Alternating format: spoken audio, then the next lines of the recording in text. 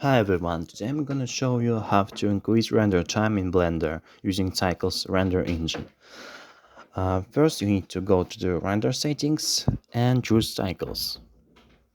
And then you need to choose GPU device because GPU renders slower. So always use GPU if you have one. Then goes the samplings. You need to choose like something samples number. More means like more quality, but also that means like a lot of like rendering time. So my advice you to keep this number as high as you want, but to lower the render uh, time you need to increase noise threshold. So keep it around zero point 0.5 or zero point 0.3. And if it doesn't work, again, like yeah, then you can like lower the samples number.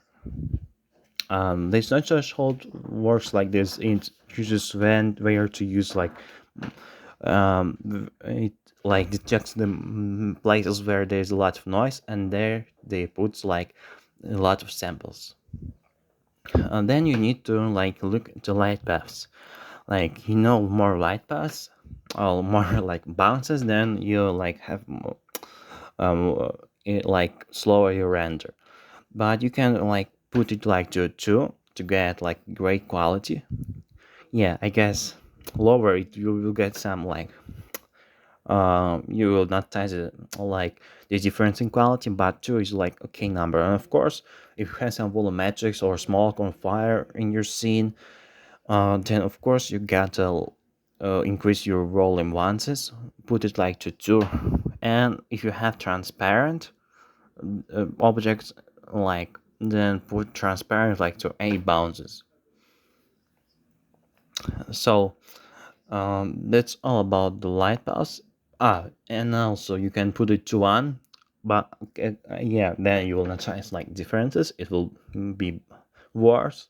But if you really have a slow computer, I guess you can do this too. Then we go to like to the performance. Then you can use tiling. If you have like a slower computer, then you should use like tile size. You should use like 512 or something like this, or maybe even smaller, like 256.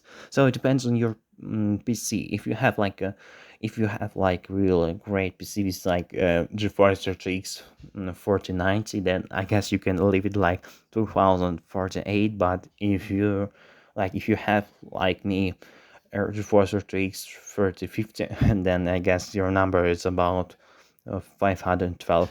Again, lower doesn't mean faster, because like it depends on your computer. So try different numbers, like experiment with this. But if you have like a really slow computer, I guess you really need to to make this number smaller. So experiment it and decide for yourself what works better for you. Then the next setting is use partial splits. You should check this box. Yeah, it will, and also persistent data. You only need to use it when you render animations. It keeps the data around, so from frame to frame, and this way it don't have to always to look for data. It keeps it around, so that's there it like reduces the render time. But don't use it when you render like a single image, because it will only slow your render time. So be careful with this setting. Like, yeah. But if you render animation, and definitely click this button, especially if you have like a slow motion animation. Yeah. And last thing I want to talk about is like volume settings. If you have like volumetric smoke or fire in your scene, then you definitely should check these settings. For example, let's open a Blender file with smoke simulation. It will take some time because it's a heavy scene. Um, yeah, like But let's talk about this number.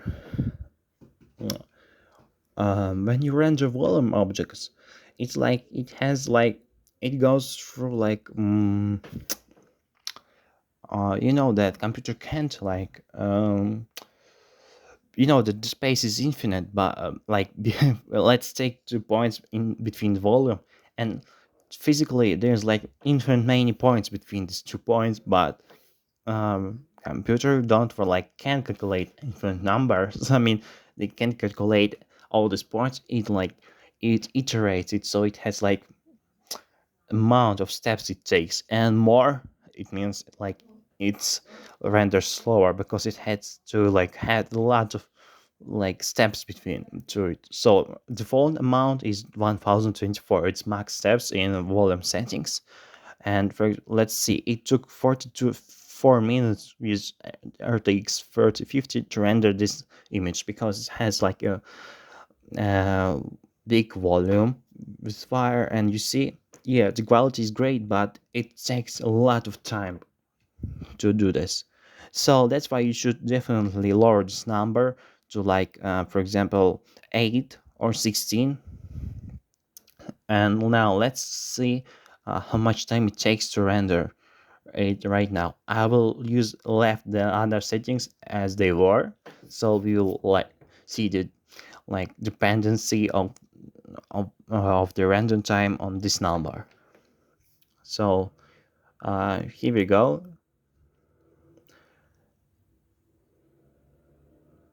and it took 4 minutes, 4.5 minutes. So you see the difference is huge. It's about um, it's about 8 times faster. And you see, of course, the fire quality is lower.